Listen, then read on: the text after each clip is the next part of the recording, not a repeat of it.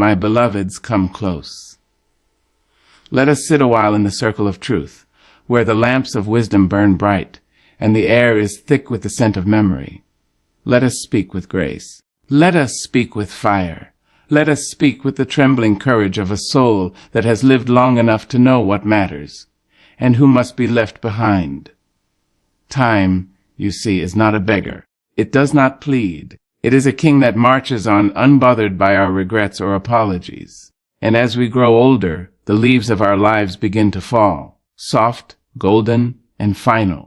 In this sacred season of silver hair and soft bones, we must be wise with what remains.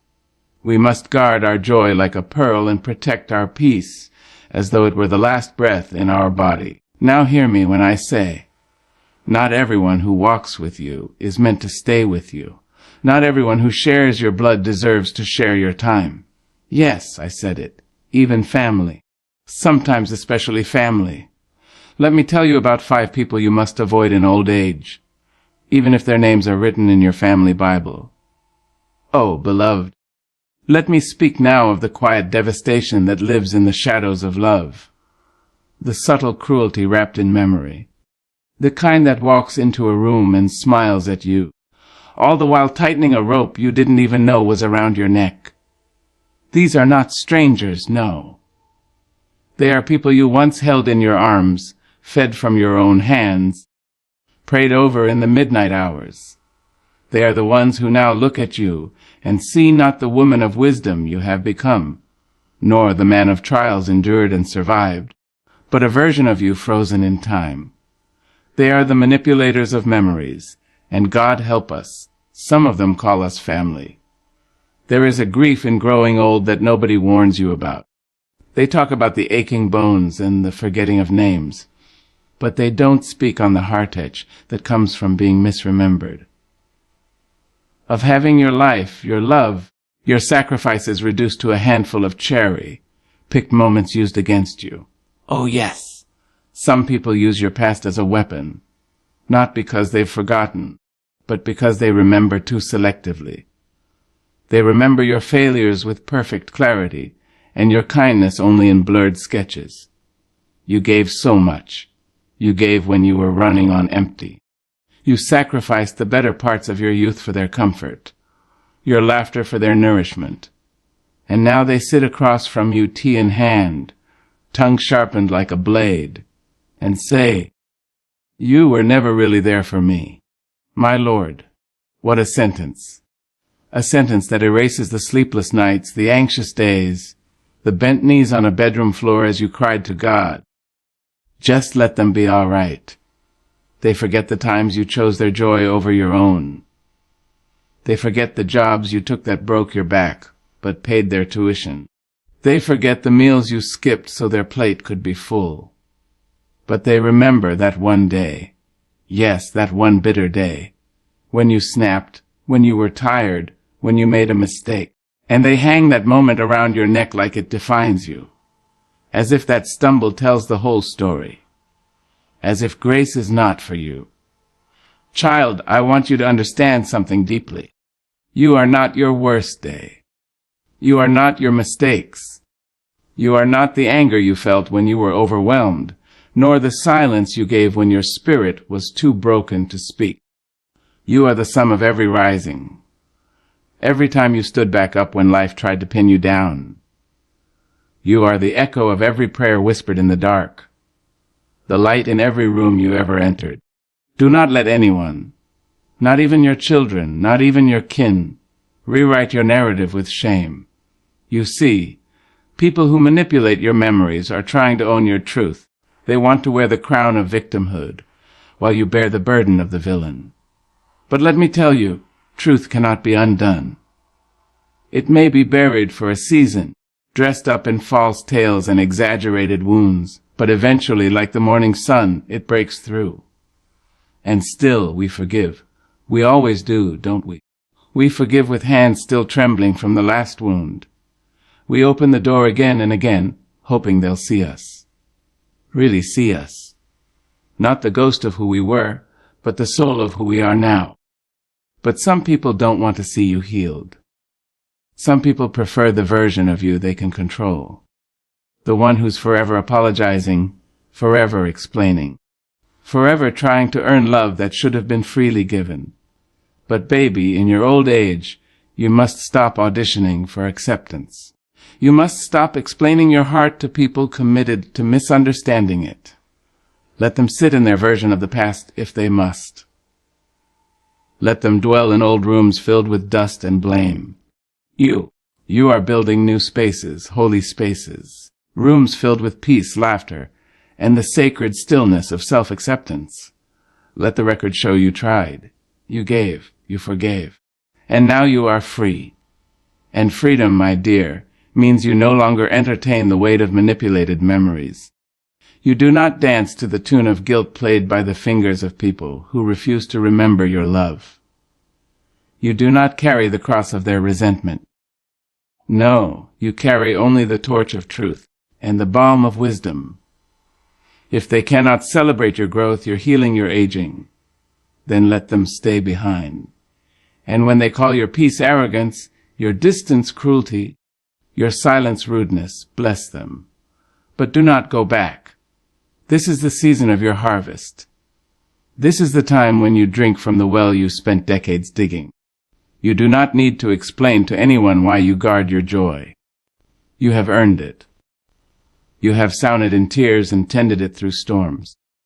If someone comes to your table only to bring bitterness, you are allowed, no, you are commanded, to show them the door. Even if they say, "But I'm your sister." Even if they say, "But I'm your child." Even if they say, "But I've known you forever."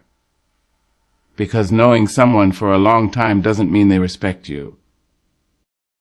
Being family doesn't mean they know how to love you well. And proximity does not equal purity of intention. You must be brave enough now to be your own protector. To speak over yourself what they refuse to say, "I did the best I could. I may have fallen, but I rose. I may have been wrong, but I tried to make it right. And I deserve love. I deserve rest. I deserve to be remembered not for the cracks in my walls, but for the way I kept the roof from falling in." Walk forward, elder. Let the past be the past. Let manipulated memories crumble like paper in the rain. Stand firm in the knowledge that your life is not a tale to be rewritten by those who never tried to understand it. You are not here to be endlessly punished for the sins others cannot let go. You are here to live, to be, to glow in the quiet light of truth. So rise and walk, and leave behind anyone who tries to make you smaller than the God who carried you through would have you be. Amen. Come sit with me a while, child. Let us hush the noise of this world and listen to the still, small voice within. For there are lessons that life will only whisper to those who have endured long enough to finally hear them. And one of those truths, painful though it may be, is this: there are people in your life, sometimes the ones who sat at your table, sometimes the ones who wore your name, who will slice you not with knives but with words. Words that drip with judgment, words that wear the skin of concern but carry the spirit of condemnation. These, my dear, are the constant critics, and in your old age you must walk away from them. Let me say this plain and clear: a sharp tongue has broken more hearts than any weapon forged by man. And the worst part is, sometimes the people who wield that tongue do it in the name of love. "I'm just being honest," they say. "I'm only trying to help," they insist. But honesty without kindness is cruelty, and help without humility is harm. You've lived long enough to have made mistakes. That is the nature of life. To try and fail, to stumble and stand again. You have raised children, buried friends, mended broken dreams, and survived heartbreak that would have folded others in half. You have fought through storms without umbrellas, and danced in the rain when others ran for cover. So when someone speaks to you as though you are still a child, as though your age has brought you nothing but wrinkles, you must remember who you are. You are not here to shrink so others can feel tall. You are not here to swallow your truth so someone else can speak theirs louder. In this season of your life, your spirit deserves to be handled like fine crystal, not pounded like a drum. The constant critic does not see your soul, they only see your scars. They call out your weight, your choices, your finances, your faith. They make jokes that do not bring laughter, only shame. They question every move you make as if they were appointed judge over your very being. And all the while, they wear the face of family. But what is family if not the place you are meant to feel most safe? Oh, my dear, the tongue can be a holy thing. With it we sing lullabies, say prayers, speak life. But in the hands of the wrong soul, it becomes a lash, leaving no visible bruises, yet bruising just the same. You know what I'm talking about. That niece who never visits unless it's to tell you what you should be doing differently. That cousin who reminds you, every time she speaks, of how she would never have lived her life the way you lived yours. That sibling who keeps your failures alive like fresh fruit, always ripe for display. You do not owe them your ears anymore. You do not have to receive every opinion simply because it is spoken. In fact, wisdom teaches us that silence can be a sanctuary. You can look someone in the eye and let their words pass over you like a storm that you refuse to let inside. Let me tell you something precious. It is not your job to change their mind about you. You do not need to prove your worth to anyone. Not anymore. Those who love you truly, deeply, and rightly will speak to you with respect. They will not tear you down and call it truth. They will not mock your choices and call it love. They will not diminish your light and then blame you for the darkness. You have spent years shaping your life like a potter with clay. Some days the work was gentle, and others it was hard and painful. But you kept molding, you kept going. And now you are here, a vessel full of stories and wisdom and grace. Don't you dare let someone who hasn't walked your journey tell you how to wear your crown. When the constant critic opens their mouth, what they reveal is not your flaws, but their own fear, their need to control, their discomfort with your freedom. You must not bend to it. You must not allow their bitterness to infect your peace. Now, I am not saying don't listen to wisdom. No, ma'am. No, sir. A loving word of correction from a soul rooted in gentleness can be a gift. But if it comes with ridicule, if it steals your joy and sows doubt in your spirit, then it is not love. It is a chain. And in this chapter of your life, you are not meant to wear chains. You are meant to soar. So bless them, yes. Wish them well. Pray that their hearts soften, that their mouths find sweetness. But do not keep walking into rooms where your dignity must defend itself. Don't keep answering phones that only bring static and sting. You have earned your peace. You have earned your joy. You have earned the right to sit in your own presence and know that it is good. Speak life to yourself when no one else will. Wrap your own arms around your weary soul and whisper, "You did well, beloved. You did well." And then live, laugh loud. Dress in colors that feel like sunlight. Eat the cake. Wear the hat. Take the nap. Let your life be an answer to every critic, not in words, but in peace. You don't need their permission to be proud of yourself. You don't need their approval to walk in joy. The God who brought you through every valley is still with you now, placing balm on your soul and whispering, "Well done, my child." So the next time the constant critic comes knocking, whether in person, over the phone, or in your memory, open the door not with bitterness, but with boundaries. Say, "I love you, but I love myself too, and I will no longer sit at tables where I am the meal. Walk on elder, head high, soul free, and let no one dim your light with the dullness of their own. For you are the poetry of survival, the hymn of hope, the living evidence that grace still works miracles." Amen. Come closer now, my dear. Let me sit beside you and tell you something you already know deep in your bones, but maybe you've been too kind, too faithful, too hopeful to speak aloud. Let me tell you the truth about a certain kind of presence. A presence that wears a smile but feeds on your peace, that leans on you but never lifts you. These are the takers, the ones who come to your life not to add to it, but to draw from it, again and again and again. And in the soft twilight of your years, you must let them go.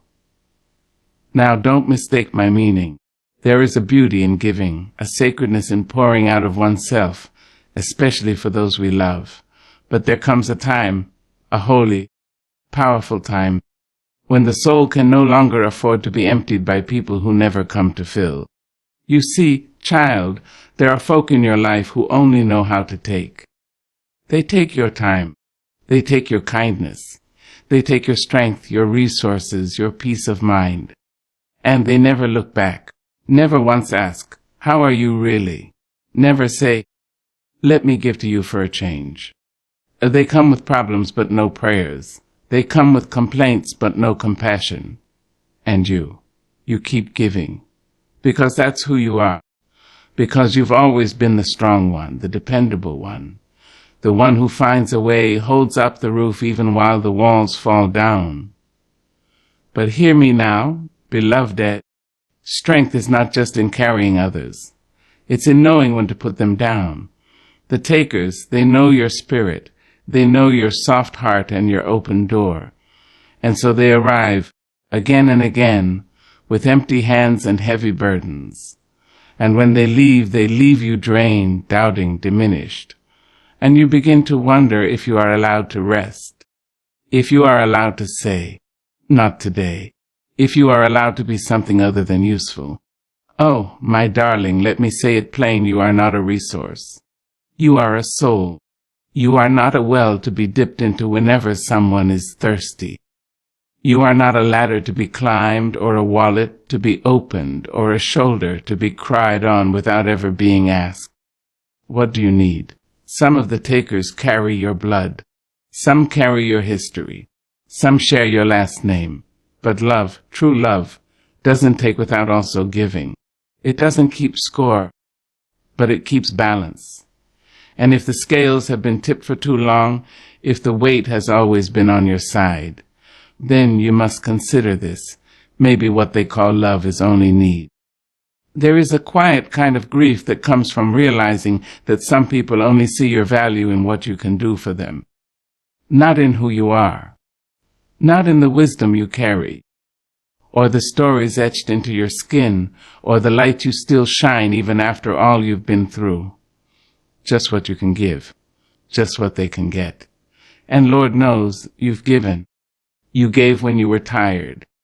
You gave when you were broke. You gave when no one else gave to you.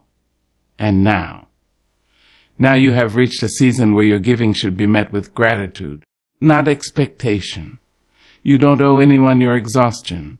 You don't owe anyone your last breath, your last dollar, your last ounce of peace. You owe your self-care. You owe your self-preservation. You owe yourself joy. And let me tell you something beautiful. There is no shame in turning away from those who only come to take. That is not selfishness. That is sacred self-respect. That is honoring the divine in you. That is saying to God, yes, I believe I am worthy of peace too. See, takers will twist your kindness into guilt. They'll make you feel wrong for choosing rest, for setting limits, for finally saying no. But boundaries are not betrayal. They are love wrapped in wisdom. They are a soft but firm declaration. I am not infinite, and I will not be consumed. In your older years, every moment is golden. Every breath, every laugh, every quiet morning. Don't spend that gold on people who do not value it. Don't give your golden years to the same people who could not appreciate your iron ones. And when they come knocking, when they come calling, when they come needing again, search your heart. Ask yourself, does this bring peace? Does this bring love? Does this bring reciprocity? If the answer is no, then let silence be your answer. Let them find someone else to carry what they've refused to carry for themselves. Let them learn that love is not entitlement. Let them discover that your door no longer swings open for those who never brought more than need. Now you may feel guilt, that old familiar weight. The voice that says, you should help them. You should be there. But listen closely. There is another voice now, a wiser voice, a voice shaped by experience, refined by fire. And that voice says, you've done enough. It's time to rest. Let your days be filled with joy, not obligation, with companionship, not codependency, with relationships that water you, not just draw from you. Let your conversations be light and nourishing. Let your spirit be surrounded by people who see you, not just what you can give. Because you, my dear, you deserve that. You deserve to be poured into. You deserve to sit back and receive. You deserve to be seen not as a resource, but as a soul. Not as a giver, but as a beloved. So take your peace and protect. Take your joy and guard it. Take your time and cherish it. You have earned it. You have lived for others for so long. Now live for yourself and for the God who carried you when no one else did. Walk away from the takers. Forgive them. But do not carry them, not now, not anymore. Amen. There is a certain kind of loneliness that creeps up quietly, like a shadow at dusk, often disguised as well-meaning concern or constant companionship. And it is a loneliness not of solitude, but of presence without true connection. This is the loneliness brought by the judgmental family member, the one who watches you through a lens of expectations and disappointments, who measures your worth by standards that do not fit your soul, who holds you captive in a prison built of their assumptions and narrow views. And in the later chapters of life, when your days should be sweet with the soft fruits of peace, you must learn to guard your heart against this particular kind of kinship. It is hard, yes, because family is a sacred word. It is wrapped in memories, in shared histories, in the blood that courses through our veins like a river that can neither be dammed nor diverted. Family is the cradle of our earliest joys and pains, the place where we first learn to love and to fear. But sometimes family can also be the echo chamber of criticism, the battleground where old wounds are reopened, where your spirit is questioned in the name of care, and your choices dissected with surgical precision. The judgmental family member does not see the journey you have walked. They do not see the nights you spent wrestling with doubt, the mornings you rose despite it, the battles you fought quietly behind closed doors.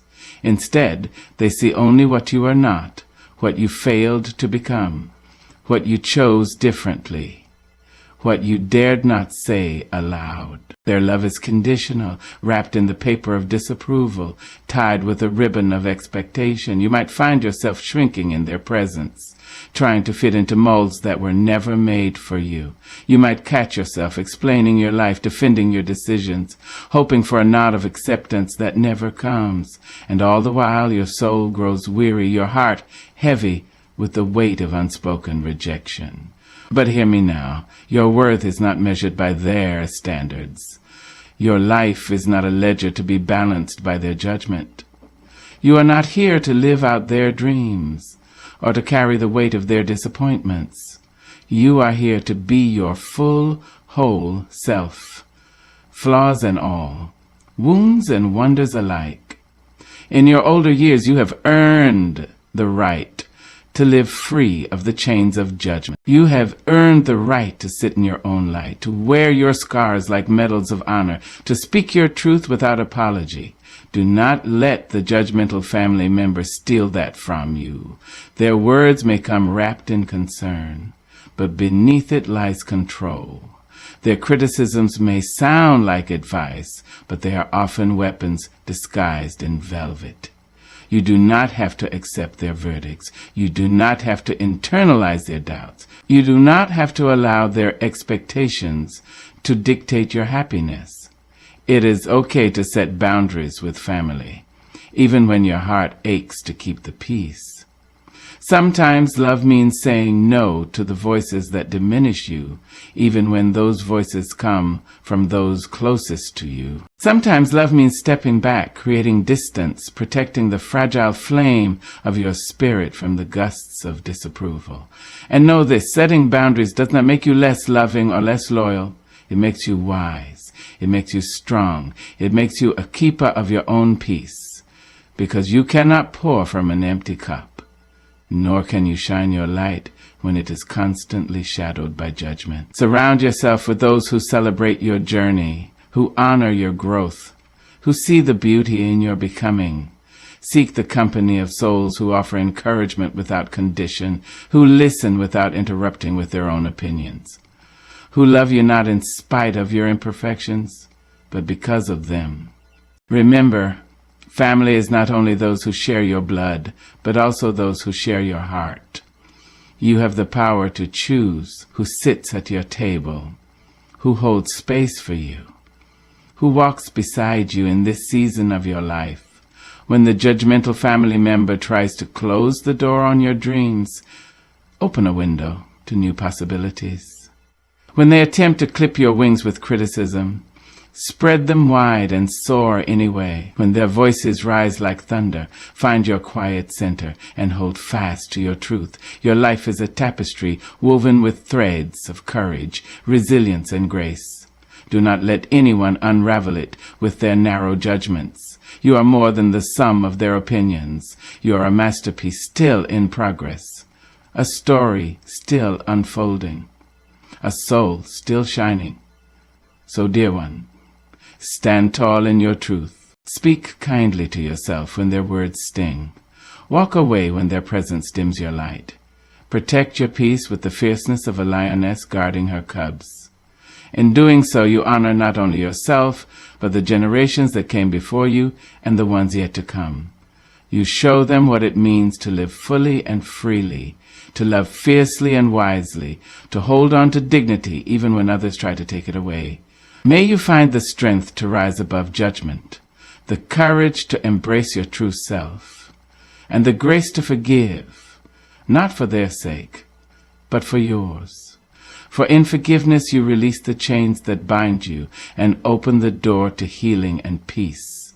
And in this peace, may you rest, may you rejoice, may you live the fullness of your days with the dignity and joy that you so richly deserve. Amen. There is a quiet danger that often goes unnoticed until it has already crept into the very fabric of your life. It is the presence of the energy vampires, the people who come not to share light, but to steal it.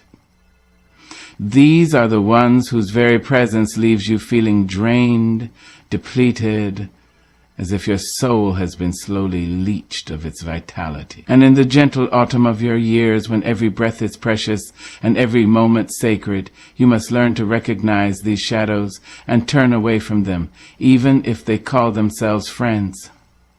Energy vampires are masters of disguise. They don't come wrapped in darkness or shouting accusations. No, they come softly, with sweet smiles and empty promises. They come bearing tales of woe, complaints that never end, needs that never cease. And when they leave, you find yourself hollowed out, exhausted, wondering where your strength has gone. They suck the joy from the room like a slow, relentless storm, leaving behind a silence heavy with emptiness. These vampires do not understand the sacredness of your energy. They do not honor the reservoirs of patience, kindness, and love you have stored through years of living, learning, and growing. They take what they want without asking, without giving back, without ever thinking of the toll it takes on your spirit. In youth, we sometimes believe that all pain shared is a burden lightened, that if we listen long enough and give enough, the balance will right itself. But as the years unfold, wisdom teaches us otherwise. Not every sharing is equal, not every listener is kind, not every giver receives in return. And so it is that in your older age you must guard your energy as fiercely as you would guard your heart. This is not cruelty, it is survival, it is self-love. You see, our energy is the currency of our souls. It fuels our passions, our connections, our very will to live. When it is drained, even the brightest day can seem dull. Even the sweetest joy can feel bitter. The energy vampire does not see this. They do not see that their endless need is a wound they have not healed, a hunger they do not feed from within. Instead, they seek to feed from others, unaware or uncaring of the damage left in their wake. But you, my beloved, have walked a long road. You have faced storms that bent you, but did not break you. You have carried burdens that would have crushed lesser souls. And you have learned that your energy is precious, that your spirit is a garden that must be tended with care. So how do you protect this garden? First, you must recognize the vampire when they come. Notice the weight they leave behind, the heaviness in your chest, the weariness in your bones. Notice how your mood shifts after encounters with them, how your smile feels forced and your laughter hollow. Then you must set boundaries, firm, loving boundaries. It is okay to say, I cannot carry this right now. It is okay to walk away from conversations that drain you. It is okay to protect your time and space. You do not owe anyone your energy, especially not those who take without giving. And when these vampires come cloaked in guilt or manipulation, when they tell you that you are selfish or unkind for preserving your peace, remember this: self-care is not selfishness. Loving yourself is not a sin. You cannot pour from an empty cup, nor can you shine your light when it has been dimmed by others. Seek instead the company of those who nourish your soul.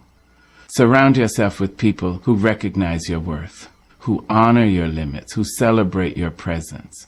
And if you find that the energy vampires are those closest to you, even friends you have known for years, do not despair. Sometimes the greatest act of love is to step back, to let go, to allow space for healing that can only happen apart.